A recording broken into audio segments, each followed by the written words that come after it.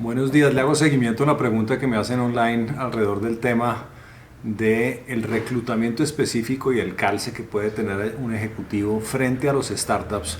sobre todo frente a los startups digitales que hoy en día por supuesto están en boom, que tienen sus particularidades no solamente en la forma de reclutar, sino sobre todo y fundamentalmente en temas de cultura interna y de calce cuando uno viene de sistemas organizacionales que generalmente han sido sistemas bien distintos, bien diferentes, mucho más maduros y que tienen unas características distintas. Y se me ocurren varias reflexiones para saber si uno encaja o no en ese tipo de organizaciones y en ese tipo de procesos que son bien distintos a los tradicionales. Lo primero es que un emprendimiento generalmente utiliza talento que tiene unas grandes capacidades de flexibilidad y de resiliencia porque se le ponen a ese individuo varios sombreros.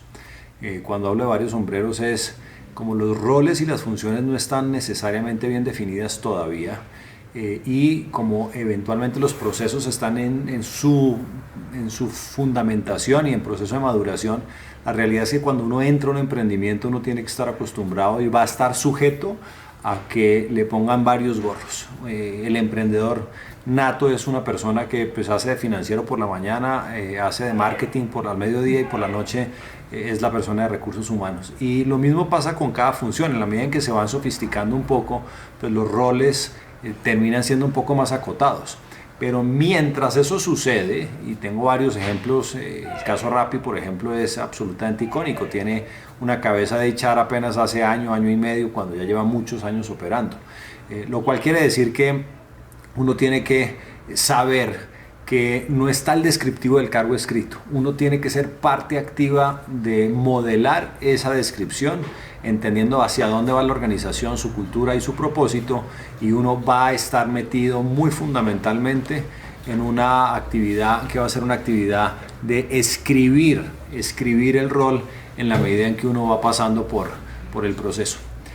Lo segundo es que son equipos cortos que se ensanchan y se acortan casi que a nivel de un acordeón muy frecuentemente. Los niveles que llaman de attrition, de rotación, son mucho más altos, entre otras porque todavía no hay una cultura modelada y eso lo tiene uno que saber. Uno en los startups no trabaja tanto para la cultura como para el fundador o los fundadores. Y yo diría que la entrevista fundamental de cara, mucho de parte del candidato, es más no entender hacia dónde va tanto la organización, sino hacia dónde va su fundador, qué quiere hacer, cuál es su modelo de liderazgo, cómo opera, entenderlo bien a él o a ella para efectos de saber si tenemos encaje con esa persona, porque va a ser absolutamente determinante en el éxito del emprendimiento uno, en que las rondas de capital lleguen, en que el modelo de negocio se estructure, pero de cara a poderle ayudar en cualquiera de las funciones para que sea exitoso, pues hay que entender su personalidad, su modelo de liderazgo, su forma de ser y entender el mundo, si no, no va a haber encaje. Lo tercero es que el proceso es tremendamente desorganizado. Como no tienen todavía la función de recursos humanos, los generalistas, el especialista en reclutamiento y selección, maduros y organizados, la realidad es que las entrevistas son un poco desestructuradas, quieren conocer más el ser que hay detrás de la función. Generalmente le paran muchas bolas y se sienten desde su modelo de liderazgo necesitados de atraer gente que crea en ellos y que crea en el propósito de la organización, porque una persona talentosa seguramente va a ser capaz de migrar de una función a otra. Entonces la entrevista no es la típica entrevista estructurada por competencias, con mucha validación de la trayectoria, con referenciación de esas competencias en el mercado, sino quieren entender cuál es la persona detrás de esa fachada profesional que se le presenta en entrevista.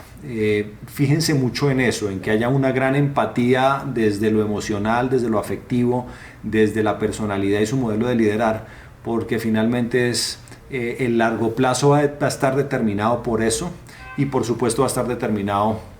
por el negocio. Y generalmente, cuarto, son muy agresivos en el variable y son poco agresivos en el fijo, porque cuidan mucho el centavo y la realidad es que no tienen para competir muchas veces con salarios ya de organizaciones maduras, multinacionales, sino que apelan al éxito mismo de la operación. Entonces se traen gente muy talentosa y muy buena con salarios básicos básicamente más pequeños y menos cortos desde el punto de vista de la mediana salarial, incluso pueden estar por debajo de la mediana, y más bien le apuestan a que la persona gane en el proceso de capitalización, y en la medida en que el market cap de la organización va creciendo, irá creciendo la posibilidad de que ese variable o esos stock options pues finalmente valgan una gran cantidad de plata. Los startups, que los hay miles, y los incluso unicornios que se han gestado en la región y en Colombia, pues están muy afectados por el éxito de la operación y se han hecho unos capitales absolutamente increíbles. Ya estamos empezando a ver una realidad salarial distinta, están empezando a pagar salarios básicos mucho más altos en la medida en que las rondas de capital son más fuertes, pero toma tiempo, entonces a veces uno cede un poco de su salario desde el punto de vista del básico, apostándole más bien al éxito futuro. Lo último es que no necesariamente, pero en general son equipos muy jóvenes, y uno tiene que saber navegar ese tipo de geografías porque sus culturas son muy ágiles, son muy rápidas, se trabaja mucho, se trabaja extra horas, que es otra realidad, y tenemos que saber que vamos a estar trabajando con gente generalmente muy joven.